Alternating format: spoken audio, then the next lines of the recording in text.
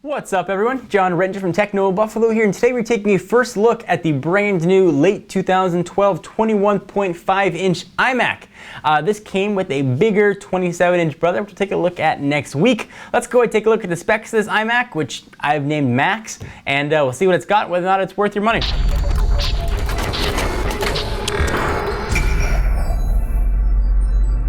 Alright, so the first thing you'll notice, at least by staring directly at the screen, is not much has changed, well, at least just looking at it. Apple has done quite a bit to remove the glare from the bezel, and from that standpoint they've done a very good job. There really isn't that much glare coming across off of this black bezel. But we start to notice the real hotness when you turn this guy on its side, and you see that Max here went on quite a diet. It's not as thin as you might think, at least when you look at it from the side. You think, wow, how'd they do that? Then you start going on in, and you see that actually there's a decent amount of thickness towards the middle of the device. There is a ton of port options, aplenty on this guy. So we've got 4 now USB 3.0, which is quite awesome. You can't really tell they're USB 3.0 because they didn't use the blue or put it 3.0 there, but you'll know because I told you. I've got 2 Thunderbolt ports, gigabit Ethernet, SDXC, so for all your XD card slots, which is pretty incredible that the SD card slot's actually one of the thinnest parts of the machine that the card can even fit in there. And of course, your audio in. The 21.5 inch model does not have a slot for upgradable RAM. So if you want to upgrade your RAM, you're going to be limited to the 27 inch model. It's going to have a little slot right here where you would be able to access that RAM. Put this guy back. So this is the entry-level model, which is going to set you back about $1,300. It is being powered by, instead of me just telling you, let me show you, a 2.7 gigahertz Intel Core i5, that is quad core. In the basic configuration, you're getting 8 gigs of RAM. I believe that's on 2 4 gigabyte DIMMs, and it's 1600 megahertz DDR3 RAM. You can get a 1 terabyte hard drive, which is going to spin very slowly at 5400 RPM. We'll talk about that hard drive in just a minute. But you can get the Fusion drive, which is going to pair different regular spinny drives with a solid state drive, 128 gigs. So you get one big volume, but you get the speed of an SSD with the storage of a traditional little spinny drive. Kind of nice. Powering this guy graphically is an NVIDIA GeForce GT 640M with 512 megabytes of RAM. So don't think you're gonna play games at crazy maxed out specs, because you're not gonna be able to. Now certainly you can play your World of Warcraft, your StarCraft 2, whatever else you guys wanna do on lower settings, it'll work fine. But if you really want a gaming powerhouse and you wanna stay on the Mac side, this is definitely not your computer. So let's go ahead and check out some of the things that it can do. We ran disk speed test using Blackmagic, and we got not very impressive results. Again, 5400 RPM drive. About 101, 102-ish per second on the write, and on the read it was 97. So not super fast there either. What is this going to mean to you? Probably nothing.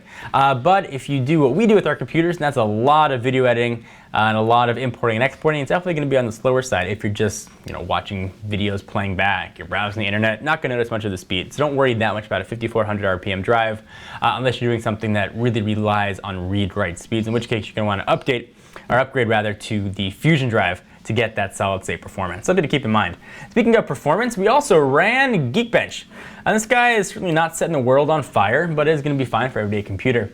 Our benchmark summary gives us a score of 9,151, so pretty respectable.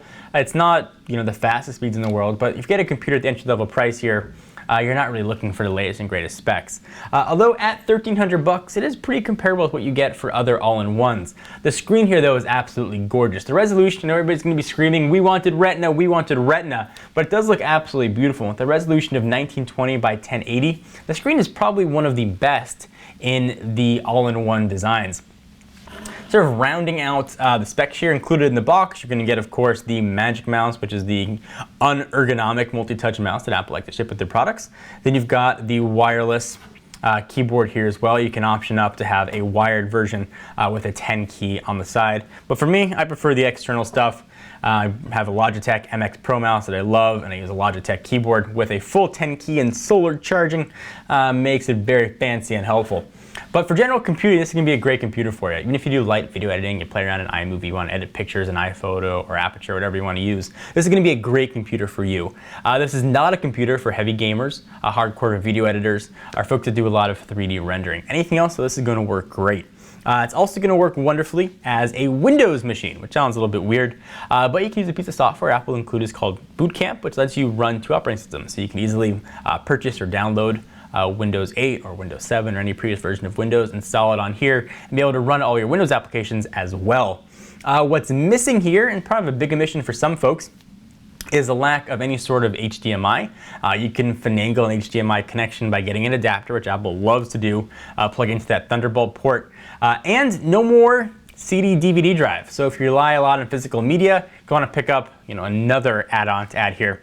So if you don't want to use a super drive or pick up a super drive, you can use remote disk applications where you can actually piggyback on somebody else's CD DVD drive and install applications that way. For me though, I haven't used a physical media in quite a while, so it's not going to be that big a problem. But if you know that you're the kind of person that uses a lot of disks, likes to burn CDs or DVDs, then you may want to look past this or at least add on another $100-ish, $120 for that super drive add-on, which can sit nicely right here. Overall, the computer's been very nice to use. It's been quick. It's been fast. It's going to work pretty well for everyday computing. I am, however, excited to see what the spec'd out 27-inch model is going to look like, which we'll have in next week. And of course, we'll have an unboxing and full comparison with that guy and give you the full rundown on what it can do. For now, though, I'm John Wrench from TechnoBuffalo. Be sure to check us out at technobuffalo.com for the latest and greatest tech news. I'll see you guys in the next video. Bye-bye.